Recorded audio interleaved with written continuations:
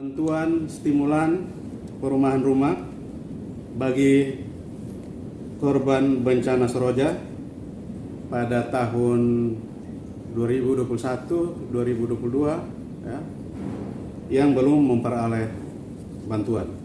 Ya. Jadi itu mungkin teman-teman juga sudah ikuti, bahkan mungkin ada teman-teman yang meminta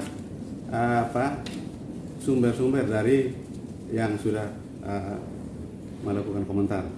Jadi di sini hal pertama yang ingin saya tegaskan adalah bahwa saya sebagai penjabat Bupati Kupang setelah dilantik, ya, saya memiliki tugas utama yaitu melaksanakan tugas-tugas administrasi pemerintahan, ya, pelaksanaan pembangunan dan pemberian pelayanan kepada masyarakat sampai dengan dilantiknya Bupati dan Wakil Bupati Kabupaten Kupang periode 2024-2029. Artinya apa?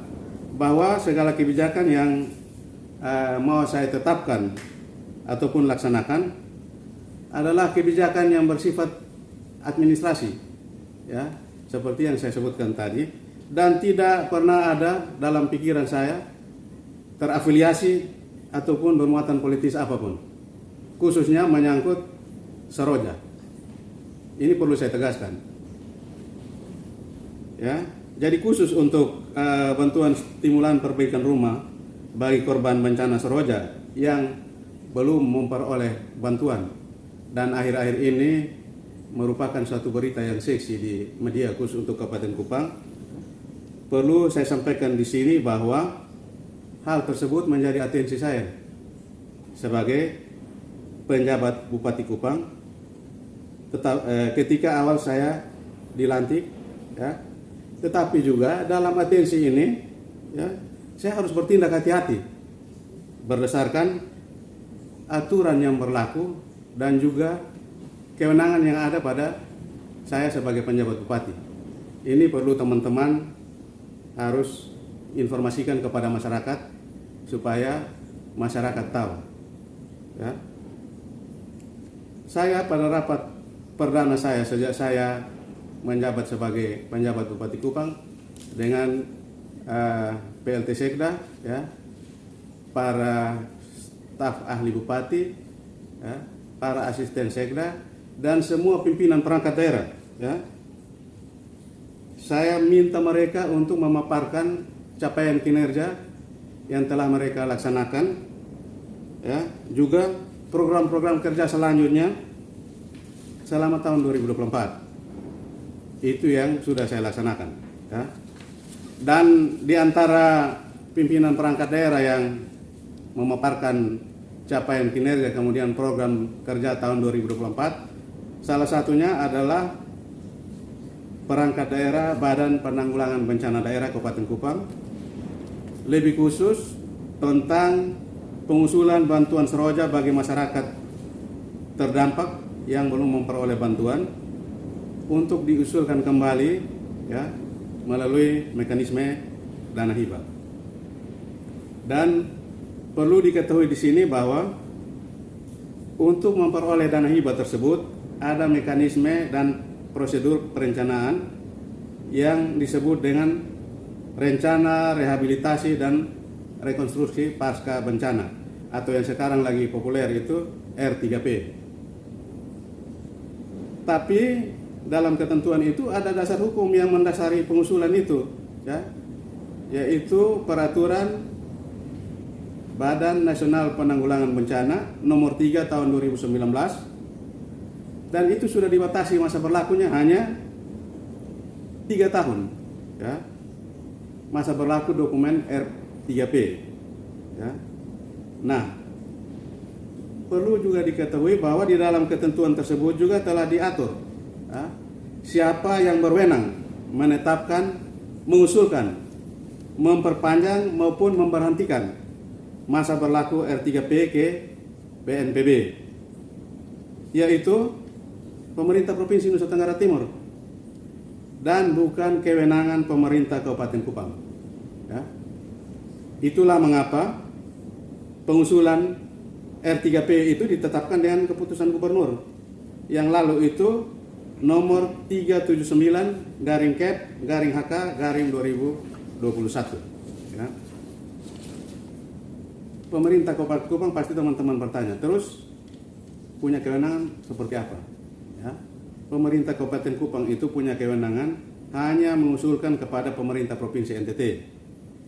Dan itu sudah disampaikan oleh Kepala BPBD ke saya bahwa pemerintah Kabupaten Kupang sebelum saya ditunjuk itu sudah mengusulkan kepada pemerintah provinsi. Ya, berarti bupati dan wakil bupati periode 2019-2024 itu sudah ada usulan. Ya.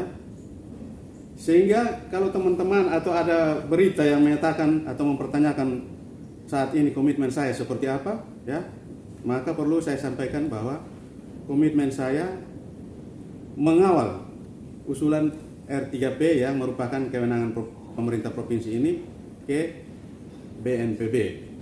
Ya. Jadi kemarin itu sudah ada surat dari Pak Gubernur untuk usul ke BNPB. Silakan teman-teman tanya ke BPBD provinsi. Ya, saya tidak bisa berkomentar terkait dengan surat yang sudah ditandatangani oleh Pak Gubernur. Jadi sebagai penjabat Bupati Kupang saya tidak mempunyai kewenangan ya untuk menetapkan maupun mengusulkan R3P ke BNPB. Karena apa? Karena dalam dokumen R3P itu termuat rencana rehabilitasi dan rekonstruksi untuk semua daerah di Provinsi NTT yang berdampak seroja dan bukan hanya di Kabupaten Kupang saja. Bukan hanya seroja ya, angin siklon, badai, ya, angin puting beliung dan lain sebagainya itu bisa diusulkan dalam R3P itu. Sehingga di sini saya mau menjelaskan bahwa menjadi tidak etis ya apabila saya tidak mempunyai kewenangan tapi saya menetapkan ataupun mengusulkan R3P ke BNPB karena menurut saya kalau saya usul hal itu sudah melampaui kewenangan saya. Ya. Sehingga sekali lagi saya tegaskan kepada para pihak ya untuk jangan coba-coba memframing seolah-olah pemerintah Kabupaten Kupang atau penjabat Kabupaten Kupang tidak berpihak kepada masyarakat yang terdampak seroja yang belum memperoleh bantuan. Ya. Kemudian dasar karena tidak ada kepedulian sehingga pemerintah provinsi mengambil alih melalui pengusulan perpanjangan R3P. Ya. Saya rasa teman-teman semua kita sudah ikuti ya permasalahan ini ya. Mulai dari dulu ya siapa yang getol, kemudian sekarang siapa yang memojokkan ya. Kita semua tahu. Jadi saya tegaskan sekali lagi jangan coba-coba memframing hal-hal seperti itu. Ya. Karena itu tidak benar. Ya. Saya sebagai penjabat Bupati Kupang tetap memiliki komitmen sampai dengan tugas saya selesai terhadap segala proses ya, pembangunan, pemerintahan, pelayanan kemasyarakatan yang ada di Kabupaten Kupang yang berdasarkan pada ketentuan peraturan perundang-undangan. Itu tetap saya dorong ya. Kalau ada yang halangi pasti saya di depan dan saya tetap kawal dan kalau Tuhan berkenan ya saya akan tuntaskan dalam jabatan saya sebagai penjabat Bupati Kupang. Karena itu ya sekali lagi saya minta tolong masing-masing kita ya melaksanakan tugas dan tanggung jawab sesuai dengan kewenangan kita maupun ketentuan peraturan perundang-undangan yang ada. Ya. Ini mungkin beberapa hal yang saya sampaikan, sedangkan untuk nanti teknisnya terkait dengan hal-hal yang saya sampaikan tadi bisa ditanyakan kepada Pak PLT Sekda maupun Kepala Badan Penanggulangan Bencana Kabupaten Kupang. Ya. Sekali lagi terima kasih ya. Dan saya menyampaikan salam hormat dan terima kasih saya kepada seluruh warga masyarakat Kabupaten Kupang. Shalom. Wassalamualaikum warahmatullahi wabarakatuh. Om Santi Santi Santi Om. Namo Buddhaya. Salam kebajikan.